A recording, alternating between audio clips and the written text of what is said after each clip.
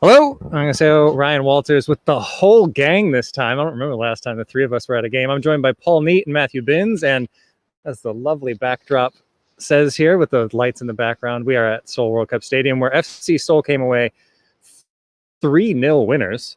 A very impressive win in the end, but Paul, it didn't look like it was going to go that way in the first 10 minutes. Well, no. So I thought on the whole we're very comfortable, but yeah, Suwon are a team who people will have a lot of expectations of because of how much transfer business that they've done. Mm-hmm. Perhaps they have done too much. It was suggested on social media that maybe they have done too much, and now we have Kim Do-kyun doesn't know what his best team is. Sure, he doesn't even know how to. He doesn't even know that you don't have to make 5 subs. Yeah. Well, we were talking about that, and Matthew, I know this is something you've been talking about on the podcast lately. This is something that you've taken umbrage with in the first couple of weekends, especially with Suwon FC. We have seen the youth players, the U22 players, brought out really early. We saw it a little bit later today, but we did see them removed early on again. Mm-hmm. Yeah, we saw Lee Hyuk and Cho Sang-jun both removed from play on the 20th minute. It lasted 4 minutes longer than last weekend or Kim Do-kyun before he pulled the trigger on them. But yeah, I don't know. I don't see the benefit. I don't see the benefit from a tactical perspective. I don't see the benefit from a youth perspective because, they barely got warmed up. The teams have barely got going, and they're being pulled out. They're being pulled off the pitch, and then I don't see the benefit at all. And for the mentality purposes, what they must feel like they're worthless. What's your worth as a youth player if you just know that you're there to help circumvent a rule rather than actually be of value to your team? But anyway, it's Kim Do-kyun's a regular offender of it now. And we know that from last season. Well, and especially today, I thought Suwon FC, like we said, they started really brightly. They looked really good at the beginning, and then those substitutions happened. And I thought they still looked pretty good in the first half. To be honest, the first half deserved a goal, I think. It ended up being an own goal, which was a little bit surprising, to be honest, because I really thought we were going to get one the other way. But, Paul, then in the second half, we've got Na Sang-ho getting a brace, and that first one, Ki Sung-young with just a ridiculously on the point. Yeah, that was the Tekbe pass, the special delivery pass that was talked about in the build-up to the Seoul Jeonbuk game, Jeonbuk-Suwon game, I should say. Mm-hmm. And yeah, he was like playing as a quarterback right at the very back, on the edge of his own box, and just an inch-perfect pass to Na Sang-ho, who needed just one touch to control it, and then a second to put it in the bottom corner. Great finish.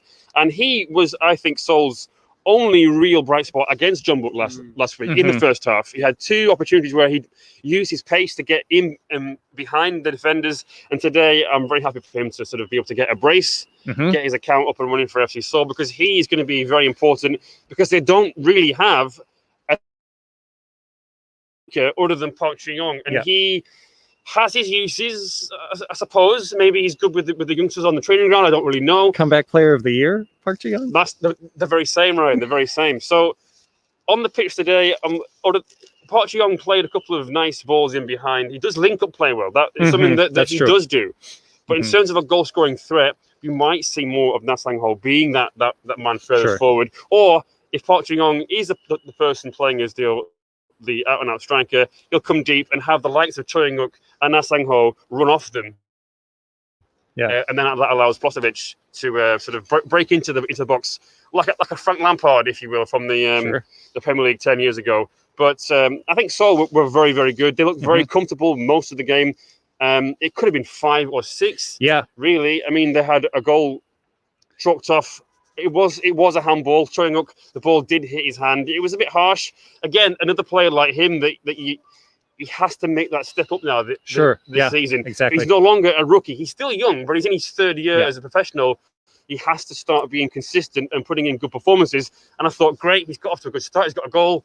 Unlucky for him, it got chalked off. And I was going to ask you about that before we switch back to Suwon here. Do you think just that action and seeing into the back of the net, do you think that that'll give him some confidence going forward? Because earlier in the match, I was thinking he looks a little off the pace again. He didn't have a great touch, but that was a good finish. Like you say, I think it was the right call in the end. Harsh, but the right call in the end. But still, do you think that that'll be something to kind of give him some confidence? The goals that they scored today, do you expect him to perform a little bit better midweek maybe?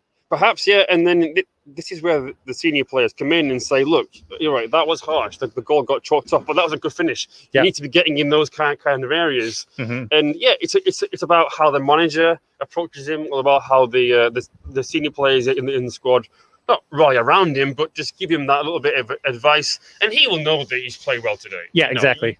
As a player, you know if you play well or not. He will know that, having come off the pitch, that he put in a good shift. Perhaps should have scored, but yeah, he's another one who I think should be a big player for Seoul this year. Yeah, and speaking of people that I think we were expecting to make an impact, Matthew, going back to Suwon FC real quick. Lars Veldvik, this is the second week in a row that we've seen him on the bench. And I don't know if this is part of that have to use the 5 subs kind of mentality going on there, but certainly when Suwon were chasing a goal, I would have expected him to come on a little bit sooner. And he looked all right when he came on, but by the time he came on, it was almost too little too late. Did they need to start him in the derby midweek? I would consider starting him, certainly. I think we can't really pin it 100% on the U22 rule, because he didn't come on when those 2 players came off. He came on later in the second half.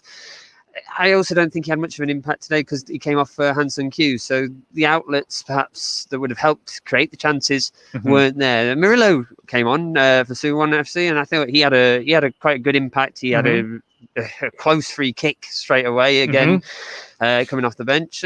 But yeah, I don't know how well the support is there for him. I imagine that he needs to start soon, really. He's an outlet for them, and the derby would be... Well, they can't do any worse than they've done today. So he's a very certain type of striker, and Seoul have got a lot of wingers and a lot of creative midfield players. So you would think that you would build a team around Lars Veldvik. Yeah. You would think they had him as a focal point, especially if your first season back in K League One, you just need to be able to keep things tight, have a player who can hold the ball up and bring others into play. And Veldvik is that kind of player. Maybe it's a fitness thing. Maybe he hasn't had enough pre-season training as other players. Maybe that's it.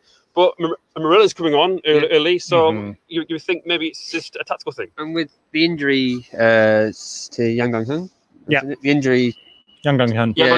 With the injury to Yang, apologies. My fever is cold today. I did not plan for this level of coldness. I'm already thinking of the exit out of here. Freezing yesterday. I learned my lesson. But yeah, Yang Dong-hyun is now at the squad, so you think that his Lars Veldvik's path to the first team would be clearer.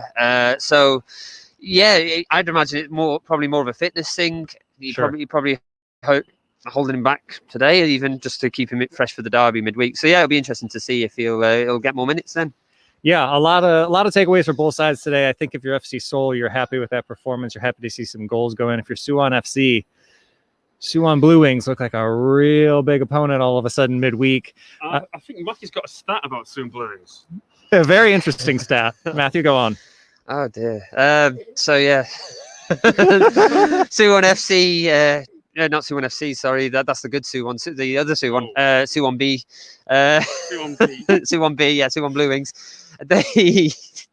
They beat Songnam today, beat local rival Songnam 1-0. Not a massive scoreline, but good result from Pep. Whatever. Kim In-woo. Apparently, though, it's their win. It's 2 wins out of 2 for Suwon. Park Hana still looking good in my manager of the year shout at the moment, and unfortunately, that means that they move above Jeonbuk Hyundai Motors in the table for the first time since the 12th of April, 2014. So I wasn't even in Korea in 20. At that United point. didn't even exist yet. It doesn't even count. I've never seen Suwon above Jeonbuk in a table until today.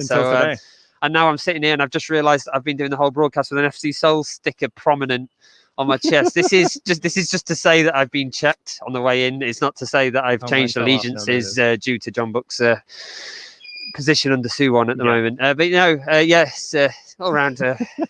Great weekend. Matthew's super happy about that. But Paul and I are going to be doing an audio-only version of the podcast this week because the matches are coming thick and fast right now. We've got tomorrow off, and then Tuesday there are matches, Wednesday there are matches, Saturday, Sunday we're back at it again, and this is just what the schedule is going to be this week. So it's going to be very interesting to see how the teams react midweek.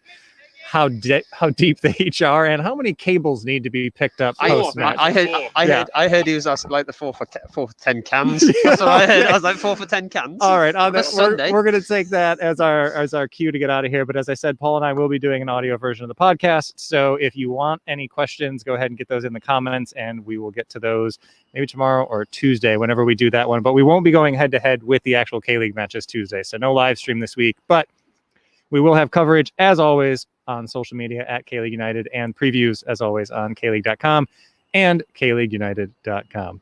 All right. Thank you so much for watching.